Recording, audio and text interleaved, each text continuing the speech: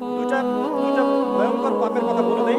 এই দুইটা পাপে যারা আসক্ত হয়ে আছে তারা তওবা করে ফিরে আসলে পরেও সারা জীবন তাদেরকে এটা সাফার করতে হবে। বুঝতে পারছেন? তওবা করে ফিরে এসেছেন মনে করে, তারপরেও আপনাকে সারা জীবন এই পাপের ফলটা ভোগ করতে হবে। এক, মাদকদ্রব্য দীর্ঘদিন সেবন করেছেন, তওবা করেছেন, ফিরে এসেছেন, আল্লাহ হয়তো মাফ করে দিয়েছেন, আল্লাহ পাক মাফ করে দিয়েছেন, বাট আপনি আপনার দেহের যে ক্ষতিটা করে ফেলেছেন এটা বুঝতে পারবেন না। এক, দুই, তখন আপনি যদি বিয়ে করেন আপনি স্ত্রীকে সন্তুষ্ট করতে পারবেন না। হ্যাঁ,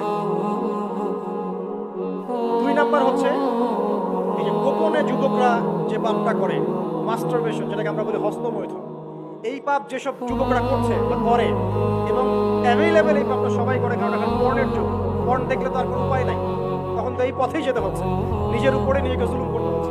যারা হস্তমৈথুন অভ্যস্ত হয়ে গেছে এরা যদি তওবা করে ফিরেও আসে, শরীয়ত